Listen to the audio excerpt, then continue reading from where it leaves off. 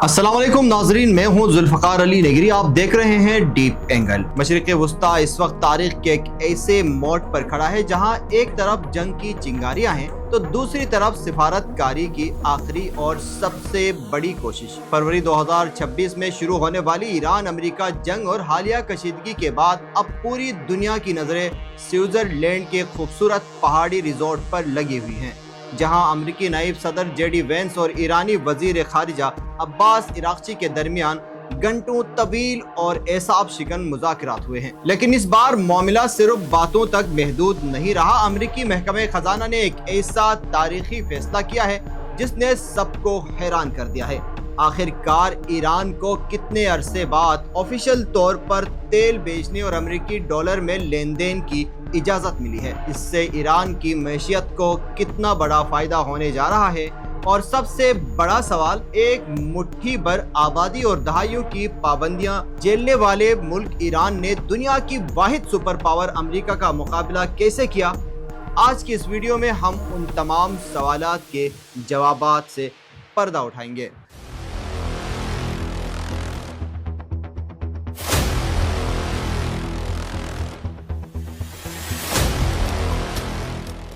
अमेरिकी महकमे खजाना ने बाकायदा जर्नल लाइसेंस जारी करते हुए ईरान के एनर्जी सेक्टर पर लगी पाबंदियों को आर्जी तौर पर मुअत्तल कर दिया। ईरान को पूरे 47 साल बाद यानी 1979 के इस्लामिक इनकलाब और सिफारत खाने के बहरान के बाद पहली बार इतने बड़े पैमाने पर न सिर्फ तेल और पेट्रोकेमिकल मसनूआत की पैदावार और फरोख्त की इजाजत मिली है, बल्कि अमरीकी डॉलर्स में पेमेंट वसूल करने और अपना तेल बराह रास्त अमरीकी मार्केट तक बेचने का रास्ता साफ हुआ है। अब बात करते हैं ये इजाजत कितने अरसे के लिए है और इससे ईरान को क्या फायदा होगा। अभी के लिए अमरीकी हुकूमत ने ईरान को 60 दिन की आर्जी मोहलत दी है, जो कि अगस्त 2026 तक लागू रहेगी। अगरचे ये वक्त कम लगता है, लेकिन माहिरीन के मुताबिक इसका मुआशी फायदा अरबों डॉलर्स में है।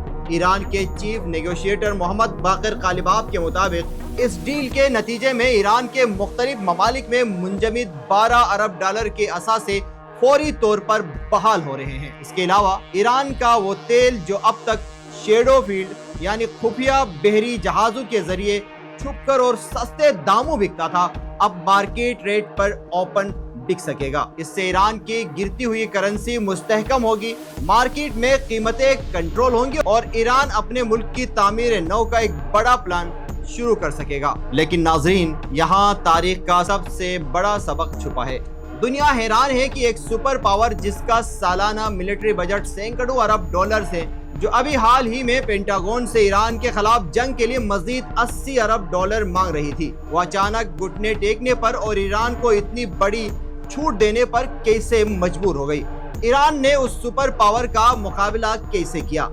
इसकी 3 बड़ी वजूहात हैं, जिन्हें ईरानी स्ट्रेटेजी का मास्टर स्ट्रोक कहा जा सकता है। पहली वजह, स्ट्रेट ऑफ हार्मुज। ईरान दुनिया की सबसे अहम बहरी गुजरगाह स्ट्रेट ऑफ हार्मुज पर बैठा है, जहां से दुनिया का 20% तेल गुजरता है। मुज़ाकरात के दौरान जब सदर ट्रंप ने फॉक्स न्यूज पर ईरान को मिटा देने की धमकी दी, तो ईरान ने कोई रवायती गिला शिकवा नहीं किया, बल्कि आर्जी तौर पर हार्मुज को ब्लॉक करने का सिग्नल दे दिया। नतीजा क्या हुआ? आलमी मार्केट में तेल की कीमतें आसमान को छूने लगी और अमरीकी मैशियत हिचकोले खाने लगी। अमेरिका समझ गया कि ईरान पर हमला करने की कीमत पूरी दुनिया को तेल के बहरान की सूरत में चुकानी पड़ेगी। दूसरी वजह, नेटवर्क ऑफ प्रॉक्सीज। ईरान ने कभी भी अमेरिका से रवायती आमने सामने की जंग नहीं लड़ी। उसने पूरे मशरिक़ वस्ता में हिजबुल्लाह, हौसी बागियों और दीगर ग्रुपों का एक ऐसा नेटवर्क तैयार किया है जो अमेरिका के इत्तेहादियों जैसे इसराइल को हर वक्त दबाव में रखता है। हालिया स्विट्जरलैंड मुज़ाकरात में ईरान ने साफ कह दिया है कि अगर लेबनान में इसराइल की बमबारी नहीं रुकी तो ये पूरा मुआहिदा कागज का टुकड़ा बन जाएगा। यानी ईरान ने अपनी पोजीशन इतनी मजबूत कर ली कि अमेरिका को लेबनान में जंगबंदी के लिए ईरान के साथ एक अलग डिकॉन्फ्लिक्शन सेल बनाना पड़ा। तीसरी वजह, न्यूक्लियर लेवरेज। अमेरिका का सबसे बड़ा डर यह है कि ईरान एटम बम نہ بنا لے۔ ایران نے اس ڈر کو اپنی ڈال بنایا، اس نے یورینیم کی افزودگی کو 60% تک پہنچا دیا، جو ایٹم بم بنانے کے بالکل قریب ہے۔ سوئٹزرلینڈ میں ایران نے اپنے اس پلس پوائنٹ کو برقرار رکھا اور بغیر کوئی بڑی نیوکلیئر رعایت دیے امریکہ کو پابندیاں اٹھانے پر مجبور کیا کہ اگر پابندیاں ہٹاؤ گے تو ہی IAEA کے انسپیکٹر کو ہماری تنصیبات کا دورہ کرنے دیں گے۔ ناظرین، یہ ایران کی وہ طویل مزاحمت ہے جس نے ثابت کیا کہ دور جدید میں صرف ہائی ٹیک ہتھیار ہی سب کچھ نہیں ہوتے، بلکہ جیو پولیٹیکل پوزیشن اور اعصاب کی جنگ جیتنا زیادہ اہم ہوتا ہے۔ اب آتے ہیں اس سب سے اہم ترین نقطے کی طرف۔ سوئٹزرلینڈ کے خوبصورت ریزورٹ میں ہونے والی ان حالیہ اعصاب شکن مذاکرات کے وہ بنیادی 4 نکات کیا ہیں جن پر پاکستان اور قطر کی ثالثی میں فریقین کا باقاعدہ اتفاق ہوا؟ یہ وہ پوائنٹس ہیں جو آنے والے دنوں میں مشرق وسطیٰ کا نقشہ طے کریں گے، جن میں سے پہلا بنیادی نقطہ 60 روزہ روڈ میپ اور تکنیکی مذاکرات ہیں۔ یعنی دونوں ممالک نے گزشتہ ہفتے پیرس میں سائن ہونے والے اسلام آباد میمورنڈم پر عمل درآمد کے لیے ایک باقاعدہ روڈ میپ پر دستخط کیے ہیں۔ اب اس ہفتے سے جونیئر سطح کی تکنیکی ٹیمیں فائنل معاہدے کی تفصیلات طے کرنے کے لیے سوئٹزرلینڈ ہی میں بیٹھیں گی تاکہ اگلے 60 دنوں میں مستقل امن کا حتمی معاہدہ تیار کیا جا سکے۔ دوسرا بنیادی نقطہ بحری ناکہ بندی کا خاتمہ اور اسٹریٹ آف ہارموز کا کھلنا ہے۔ معاہدے کے تحت امریکہ اور ایران کی بندرگاہوں پر قائم اپنی بحری ناکہ بندی کو ختم کرے گا، جس کے بدلے میں ایران نے ضمانت دی ہے کہ عالمی انرجی مارکیٹ کو بحال رکھنے کے لیے اسٹریٹ آف ہارموز سے تمام تجارتی مال بردار بحری جہازوں کو محفوظ اور بلا روک ٹوک راستہ دیا جائے گا۔ تیسرا بنیادی نقطہ ایٹمی انسپیکٹرز کی واپسی اور پابندیوں میں چھوٹ ہے۔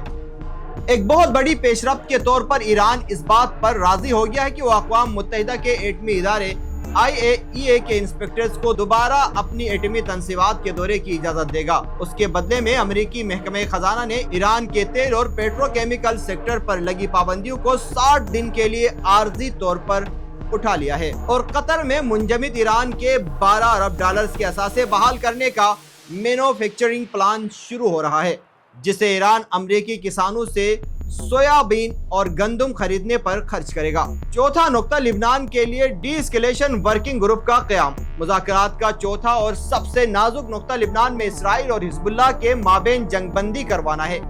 اس کے لیے واشنگٹن، تہران اور بیروت کے درمیان ایک ڈی اسکیلیشن ورکنگ گروپ بنا دیا گیا ہے تاکہ کسی بھی ممکنہ غلط فہمی یا جھڑپ کو فوری طور پر روک کر اس جنگ کا مستقل خاتمہ کیا جا سکے۔ تو ناظرین، یہ تھی سوئٹزرلینڈ مذاکرات کی وہ اندرونی کہانی اور بنیادی نکات جنہوں نے دنیا کو ایک بہت بڑی عالمی جنگ کی کھائی میں گرنے سے فی الحال بچا لیا ہے، جہاں امریکی نائب صدر JD وینس کا کہنا ہے کہ ہم نے صرف بنیاد رکھی ہے، پورا گھر بنانا باقی ہے۔ وہاں ایرانی وزیر خارجہ عباس عراقچی اور پارلیمنٹ کے اسپیکر محمد باقر قالیباف نے واضح کر دیا ہے کہ ایران کسی دھمکی کے آگے جھکے بغیر اپنے معاشی اور دفاعی حقوق کا تحفظ کرنا جانتا ہے۔ پاکستان اور قطر کی انتھک سفارتی کوششوں سے شروع ہونے والا یہ امن کا سفر اگلے 2 مہینوں میں کیا رخ اختیار کرتا ہے؟ کیا صدر ٹرمپ اپنی سخت بیانیے کے باوجود اس امن ڈیل کو برقرار رکھیں گے؟ یہ وہ سوالات ہیں جن کے جواب ہمیں اگست 2026 تک مل جائیں گے۔ آپ کے خیال میں کیا یہ مذاکرات مشرق وسطیٰ میں مستقل امن لا پائیں گے یا بات دوبارہ ہتھیاروں تک جائے گی؟ کمنٹ سیکشن میں اپنی رائے کا اظہار ضرور کیجیے گا۔ اگر آپ کو ہماری یہ تفصیلی اور تجزیاتی ویڈیو پسند آئی ہو تو اسے لائک کریں، اپنے دوستوں کے ساتھ شیئر کریں اور خطے کے جیو پولیٹکس کی ایسی ہی گہری اور انسائیڈ سٹوریز کے لیے ہمارے چینل کو سبسکرائب کرنا مت بھولیے۔ اگلے پوڈ کاسٹ تک کے لیے اپنے ہوسٹ کو اجازت دیجیے۔ اپنا اور اپنے ارد گرد رہنے والے لوگوں کا خاص خیال رکھیے۔ اللہ نگہبان۔